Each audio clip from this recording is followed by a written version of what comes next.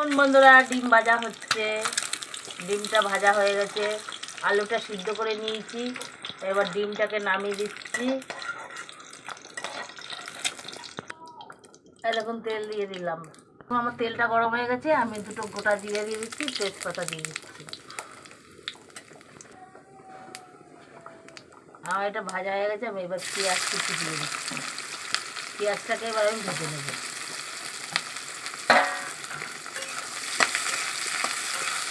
আমার পেঁয়াজটা ভাজা হয়ে গেছে লাল লাল করে, যে আমি রসুনটা বাটা দিয়ে দিচ্ছি, আদা বাটা, কাঁচা লঙ্কা বাটা। এখন গরমের সময় তো শুকনো লঙ্কা খাওয়া ভালো না, এগুলো আমি এবার কষে নেব। এই দেখুন আমি হলুদ গুঁড়ো দিয়ে দিলাম,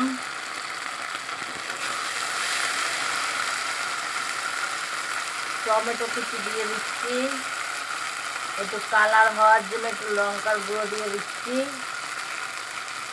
কাশ্মীর লঙ্কার গুঁড়ো, কালারটা হবে কাঁচা লঙ্কার তরকারিতে। এবার আমি একটু জিরের গুঁড়ো দিয়ে দিলাম হালকা করে। এবার আমি নুন দেবো পরিমাণ মতন। এবার আমি ভালো করে কষে নেব।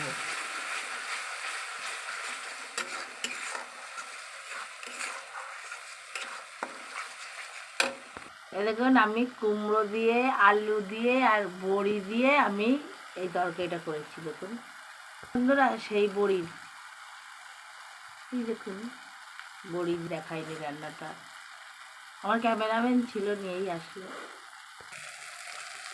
এই যে আমার সিদ্ধ করা আলুটা আমি আর ভাজলাম নি, এতে দিয়ে দিচ্ছি। এটা স্বাদ আলাদা হয়, ভেজে করলে আলাদা স্বাদ হয়, এইভাবে আলাদা স্বাদ হয়। আপনারা করে ট্রাই করে দেখবেন বন্ধুরা। এরকম বন্ধুরা আমার কষা হয়ে গেছে, এইবার আমি জল দেবো পরিমাণ মতন।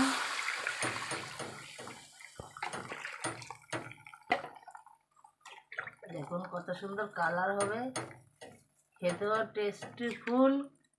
এখন গরমে যত হালকা হালকা খাওয়া যায়, বেশি রিস্ক খাওয়ার দরকার নেই। আপনারাও রিস্ক খাবেন না, শরীর খারাপ করবে, বুঝতে পেরেছেন? এখন আমার ঝোলটা সিদ্ধ হয়ে গেছে, এই ফুটে গেছে, আমি দিয়ে দিলাম ডিমগুলো। আর একটুখানি বাকি আছে, কেন আমার আর সিদ্ধ আলু। দেখুন বন্ধুরা কালারটা কত সুন্দর হয়েছে।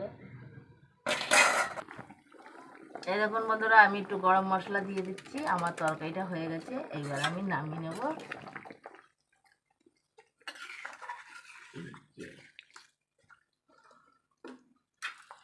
আমার ডিমের ঝোল কমপ্লিট। কেমন লাগছে ভিডিওটা আপনারা কমেন্টে জানাবেন, যদি ভালো লাগে লাইক করবেন, শেয়ার করবেন। আপনারা আশা করি ভালো থাকবেন। টাটা।